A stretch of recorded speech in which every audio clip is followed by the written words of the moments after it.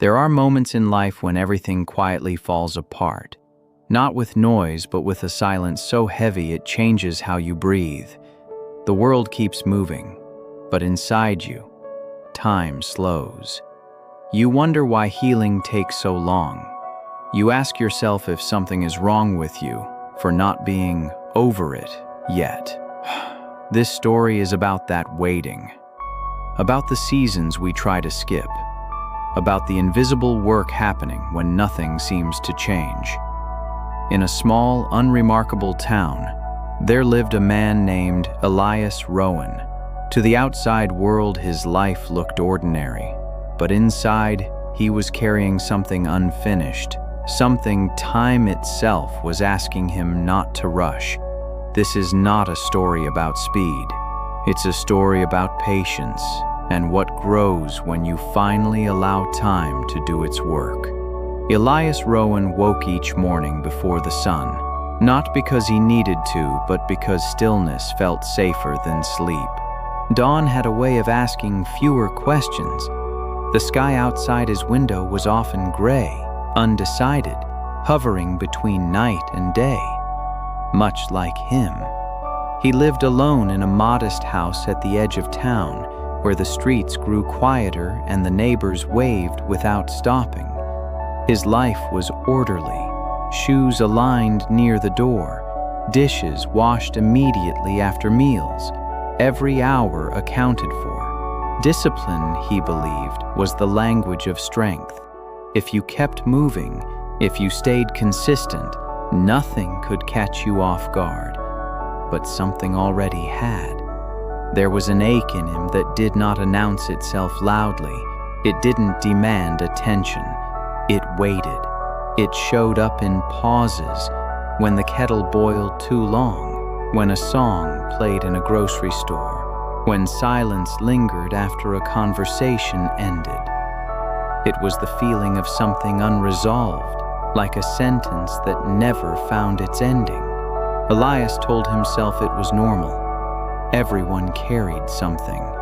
The difference, he believed, was how quickly you dealt with it. He admired people who bounced back, who wore their resilience like armor. He wanted to be one of them, so he worked harder. He filled his calendar. He stayed useful. Healing in his mind was a task. You applied effort and results followed. Yet at night, when the house settled and the world grew dim, the ache returned with clarity, not sharp, not unbearable, just persistent, like a quiet question tapping from inside his chest. He often stood by the window then, watching the empty street. Lights flickered on and off in distant homes. Somewhere, people were laughing, arguing, living. Elias felt close to life, but not inside it. As if he were observing from a step behind, always almost there. He didn't speak about this to anyone. There was nothing obvious to explain, no dramatic loss he could point to, no single moment to blame. That made it harder. Invisible pain has a way of making you doubt its legitimacy, so he minimized it, compared it, dismissed it. "You're fine," he would whisper to his reflection. "You're just tired." But tiredness doesn't follow you into moments of success. It doesn't sit beside you when you achieve something you once wanted. Elias had noticed that even on his best days, the ache remained. Muted, but present, as if reminding him that something deeper was waiting to be felt. He believed healing was about pushing through, about proving you were stronger than time. He didn't yet understand that some things don't heal by force. They heal by patience. And patience was the one thing Elias had never learned to give himself. Elias Rowan believed in momentum. When something inside him felt uncertain, he answered it with motion. Action had always been his solution.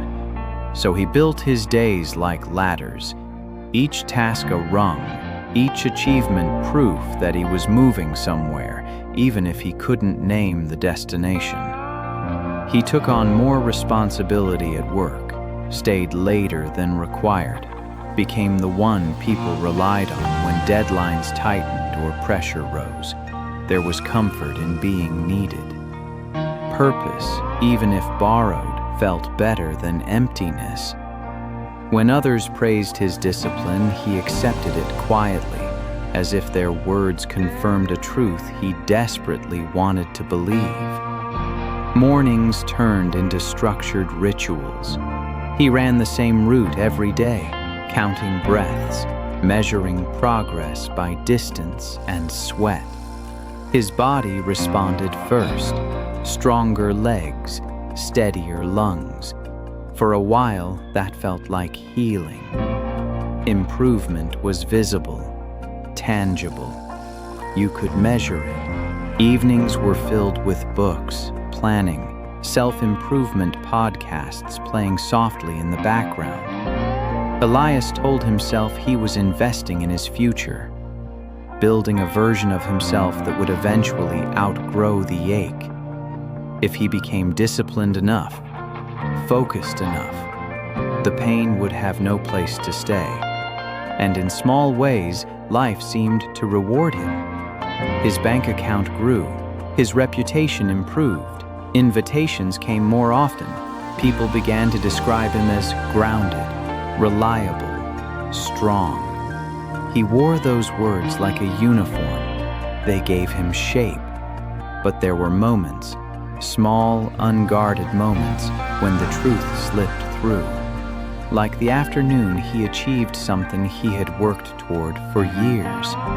He stood alone in his office after everyone had left, the city humming outside the windows. He expected relief, pride, a sense of arrival. Instead, there was only silence, not the peaceful kind, the hollow kind. Elias stared at his reflection in the darkened glass. The man looking back at him appeared successful, composed, unshaken. Yet behind his eyes something flickered, an unspoken question asking, "Is this it?" He brushed it off. Doubt, he told himself, was just resistance before growth. You didn't listen to it, you outworked it. So he climbed higher. He set new goals the moment he reached old ones, refused to linger. Rest felt dangerous. Stillness felt like invitation for thoughts he didn't want to face. Forward motion kept him safe, but the ache didn't disappear. It adapted. It learned to live in the margins of his busy life. It waited patiently while he stayed distracted. It reminded him of itself when his guard was down, during quiet drives, half-finished meals, moments when laughter around him felt distant. Success, Elias realized, had not erased the pain. It had only given him better lighting to ignore it. Deep down, though he wouldn't admit it yet, a truth was forming, one that made him uneasy. He wasn't climbing toward healing. He was climbing away from it. The breaking point rarely arrives as a single dramatic moment. More often, it comes disguised as an ordinary day, one that begins like all the others, unawares it will be the last of its kind. For Elias Rowan, it was a phone call that came too early in the morning, the kind that pulls you out of sleep with a weight you feel before you understand it. He sat up in bed, heart racing, listening to words that felt unreal as they entered his ears. A voice explained, paused, apologized. By the time the call ended, Elias was already staring at the wall, his mind refusing to assemble what he had just heard. Someone he loved, someone woven quietly but deeply into his life, was gone. There was no warning, no chance for final words, no time to prepare. One moment the world was balanced, the next it tilted beyond recognition. Elias moved through the day on instinct. He dressed, he drove, he spoke when spoken to. Everything felt distant, as if he were watching himself from far away. People offered condolences, their voices blurred together, kind but unreachable. He nodded, thanked them, promised he was okay. Inside, something was splintering. The discipline that had always held him together failed without ceremony. His routines collapsed, time lost its shape, minutes stretched, then vanished. The ache he had once kept contained surged forward, no longer willing to wait quietly. At night, memories came uninvited. Ordinary moments, shared silences, unfinished conversations, small habits he had taken for granted. They arrived in waves, each one heavier than the last. Elias pressed his palms against his eyes as if he could physically hold himself together. He told himself he needed to be strong. That grief was something to manage, something to control. He tried to organize it the way he organized everything else. But grief does not respond to structure. It does not care about your plans. For the first time in years, Elias missed work, missed calls, let messages go unanswered. The man who had always been reliable disappeared into his own quiet chaos. And when he finally returned, pretending again, it was worse. People expected resilience, admired his composure. They told him how well he was handling everything. Each compliment felt like a misunderstanding, a reminder that no one could see the damage beneath the surface. One evening, alone in his house, Elias stood in the center of the living room and felt something inside him give way. Not dramatically, not with tears at first, just a deep, hollow realization. Everything he had built his sense of strength upon, discipline, achievement, control, had failed him when he needed it most. The ladder he had been climbing no longer touched the ground. He sank onto the floor, back against the wall, and let the silence surround him. This time, he didn't push it away. For the first time, Elias felt the full weight of what he had lost, and the terrifying truth beneath it. He had no idea how to carry it forward. Grief has a way of bending time. Days blur together, yet certain moments repeat endlessly, as if the mind is trying to rewrite an ending it refuses to accept. For Elias Rowan, denial did not arrive loudly. It arrived disguised as loyalty. He kept everything the same. Nothing in the house moved. The chair remained untouched. Messages stayed saved. Small objects, ordinary things, suddenly carried impossible weight.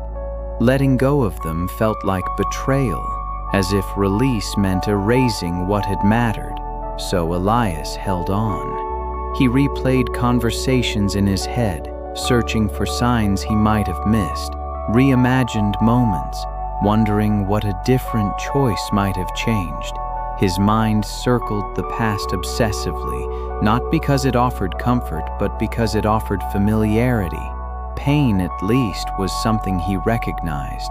He told himself this was honoring love, that remembering was the same as preserving. But beneath that reasoning was fear, because if he accepted what had happened, he would have to accept what could never happen again. The future terrified him more than the loss itself. Friends checked in, gently at first, then less often. Elias responded politely, vaguely. He said he was managing. He said time would help. What he didn't say was that time felt like an enemy, each passing day carrying him further from what he was desperately trying to keep alive. At night, he lay awake, eyes open, listening to the quiet. Sleep came in fragments. Dreams returned him to the past, and waking up felt like losing them all over again. Mornings became something to endure, not begin. He avoided places that reminded him too strongly. Then, slowly, he avoided places that reminded him at all. His world shrank. Not suddenly, but carefully, as if he were folding himself inward to avoid breaking. Elias told himself he would feel better once he figured it out, once he understood the loss, once he made peace with it in his own way. He believed healing required solving, an answer, a reason, a final thought that would make it all make sense. But grief is not a puzzle, and the more he tried to control it, the heavier it became. There were moments when he felt guilty for still hurting, as if enough time had passed to justify moving on. He scolded himself for his weakness, for not being able to handle it like he handled everything else. So he tightened his grip on memories, on routines that no longer served him, on a version of himself that existed before the loss. Elias did not realize it then, but holding on was not keeping him close to what he loved. It was keeping him frozen in the moment everything broke. And slowly, quietly, the weight of what he refused to release began to pull him under. There comes a point when holding on becomes heavier than letting go. Elias Rowan reached that point not with a decision, but with exhaustion. He stopped fighting. The days no longer demanded explanations. He let messages remain unread. Meals became simpler, quieter, sometimes forgotten altogether. The house, once kept in perfect order, grew slightly untidy, not from neglect, but from indifference. Effort felt unnecessary when nothing seemed to change. Elias spent more time alone than he had ever planned to. Silence became his constant companion. At first it felt unbearable, pressing in on him from every side, but slowly it softened. Or perhaps he simply grew numb to it. He took long walks without destination, sat on park benches and watched strangers pass by, children laughing, couples arguing softly, old men feeding birds. Life continued around him with an almost cruel normalcy. He felt invisible, and in some strange way that brought relief. There was no performance required at the bottom, no expectation to be strong, no applause to maintain. At night, Elias lay on the floor of his living room, staring at the ceiling. Thoughts drifted through him without resistance. Memories came, but they no longer demanded to be chased or corrected. They simply existed, like clouds passing overhead. For the first time since the loss, he cried, not in waves, not with drama, just a steady, quiet release. Tears fell without explanation. He didn't wipe them away. He didn't judge them. He let them be what they were. It felt less like breaking and more like emptying. In that stillness, Elias noticed something unexpected. Beneath the pain, beneath the fatigue, there was a faint sense of space, as if the constant tension he had been carrying had loosened its grip just slightly. He didn't feel better, but he felt honest. There were moments when fear returned, when he wondered if this emptiness was permanent, if he had sunk too far to climb back. He had no vision of the future, no goals, no urgency, just the present moment, stripped down to its simplest form. And strangely, that was enough. Stillness, Elias began to understand, was not the same as giving up. It was the absence of pretending, the end of resistance. At the very bottom, where there was nothing left to protect or prove, something new became possible. He didn't know it yet. He couldn't name it. But for the first time since everything had fallen apart, Elias was no longer running from his pain. He was sitting with it. And in that quiet surrender, the ground beneath him stopped falling away. Healing rarely announces itself. It doesn't arrive with certainty or instruction. Often it enters quietly, through something small enough to be dismissed if you're not paying attention. For Elias Rowan, it was a bench in the park he had walked past dozens of times without noticing. That afternoon, the air was cool and unmoving. Leaves rested where they had fallen, undecided about the coming season. Elias sat down, not out of intention, but because his legs felt tired and the bench happened to be there. A few minutes passed before he noticed he wasn't alone. An elderly man sat at the opposite end of the bench, hands folded neatly in his lap, gaze resting on the pond ahead. They didn't acknowledge each other at first. There was no urgency to speak. The silence between them felt natural, unforced. Eventually, the man sighed, not from frustration, but from something like reflection. "People think time heals things," he said, still looking forward. "But time doesn't do the work. It only gives us the space to do it ourselves." Elias felt the words settle somewhere deep. He didn't respond. He wasn't sure how. The man continued, unbothered by the lack of conversation. Most people spend that time fighting what hurts, holding on, rushing through it. A small smile touched his face, as if pain has a deadline. Elias turned slightly, surprised by how accurately the words described him. "What if you don't know what to do with it?" he asked quietly. The man finally looked at him. His eyes were calm, unhurried. "Then you don't do anything," he said. "You let it be heavy. You stop asking it to leave." They sat together in silence again. Ducks rippled the water. Somewhere nearby, a child laughed. Elias felt something shift, not relief, not understanding, but permission. Permission to stop trying to manage his grief. Permission to exist without answers. "I lost someone," Elias said, the words coming out before he could stop them. The man nodded, as if he had expected that. "Then you're not broken," he replied. "You're grieving." They stayed there a little longer. When Elias finally stood to leave, the man was already rising, movement slow but steady. "Be patient with yourself," he said gently. "Some things can't be rushed without being damaged." Elias watched him walk away, disappearing into the path that curved behind the trees. He never saw him again, but the words remained.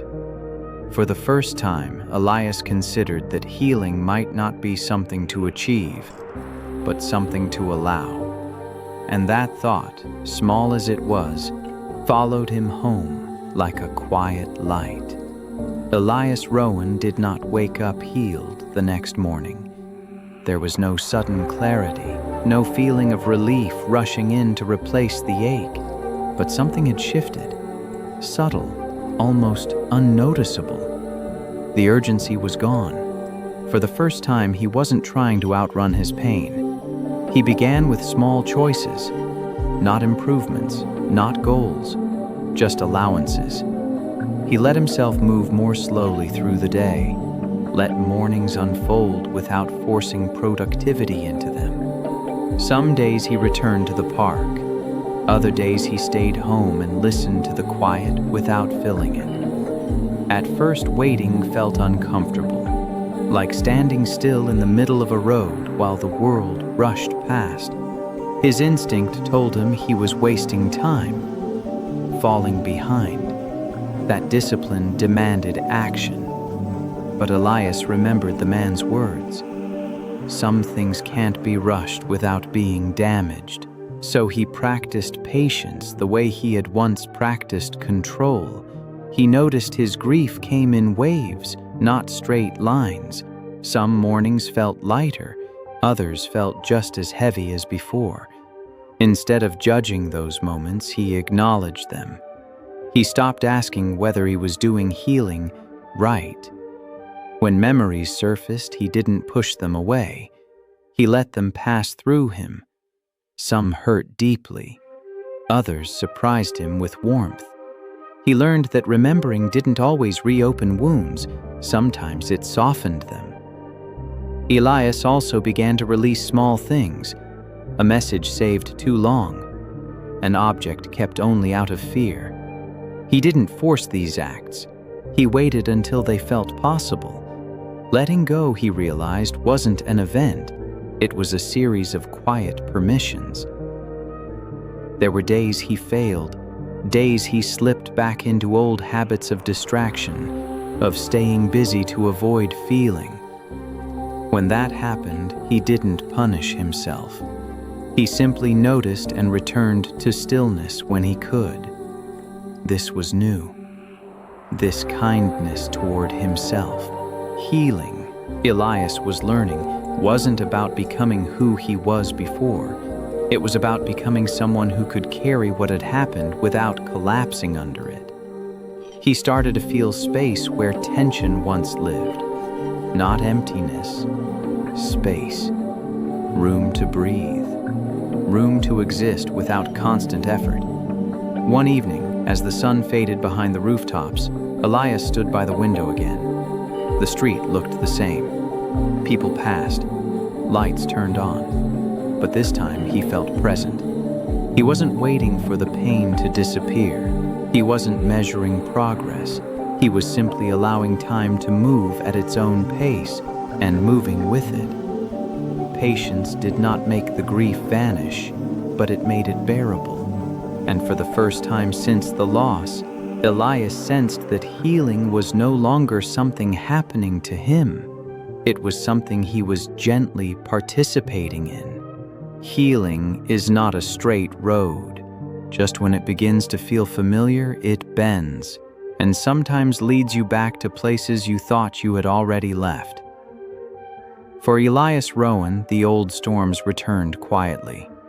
It started with restlessness, a subtle urge to fill his time again, to move faster, to reclaim the discipline that once defined him. At first it felt harmless, productive even. He began waking earlier, structuring his days more tightly, pushing himself to stay on track. The ache noticed immediately. Old thoughts followed. You're falling behind. You should be stronger by now. Waiting is just another excuse. Elias felt the tension return to his chest, familiar and unsettling. For a moment, fear took hold, the fear that all his progress had been an illusion, that patience had only delayed the inevitable collapse. One afternoon, overwhelmed by the weight of it all, Elias nearly gave in. He sat at his desk, staring at a list of tasks he didn't truly care about, ready to drown himself in motion again. And then he stopped. Not because the urge disappeared, but because he recognized it. This, he realized, was the real test. Healing wasn't proven in moments of calm. It was proven when old habits returned, offering comfort in the language of control. Elias understood now that discipline, when driven by fear, was just another way of running. So, he chose differently. He stepped outside, let the air meet his face. He reminded himself that strength did not require constant pressure, that progress did not vanish just because discomfort returned. Some days, the storms were stronger. On those days, Elias faltered. He caught himself rushing, tightening, expecting too much. When that happened, he practiced something radical for him. He paused. He rested without guilt. Each time he did, the storm lost a little of its power. Elias began to understand that healing was not about eliminating old impulses. It was about responding to them with awareness instead of obedience. The habits might return, but they no longer ruled him. Slowly, trust replaced urgency. He trusted that time was not against him, that moving slowly did not mean moving backward, that patience, when practiced consistently, became its own quiet strength. The storms still came, but they no longer defined the landscape. They passed. and Elias remained. The morning Elias Rowan realized something had changed, nothing extraordinary happened. No milestone marked the day. No sudden joy announced itself. The world outside his window looked as it always had. Soft light, familiar streets, people moving through their routines. Yet inside him there was a quiet steadiness that had not been there before. He noticed it in the way he breathed. There was no rush in his chest, no silent demand to be somewhere else, someone else. The ache still existed, but it had softened around the edges, like a stone worn smooth by water. It no longer defined the shape of his days. Elias moved through his morning calmly. He made coffee and actually tasted it. He paused at the window and felt no urge to turn away from the view. Life no longer felt like something happening just beyond his reach. Purpose returned, not as ambition, but as alignment. He began to re-engage with the world on his own terms.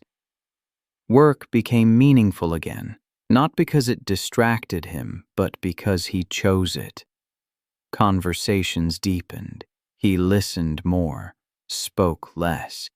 There was space now for others because he was no longer crowded by his own resistance.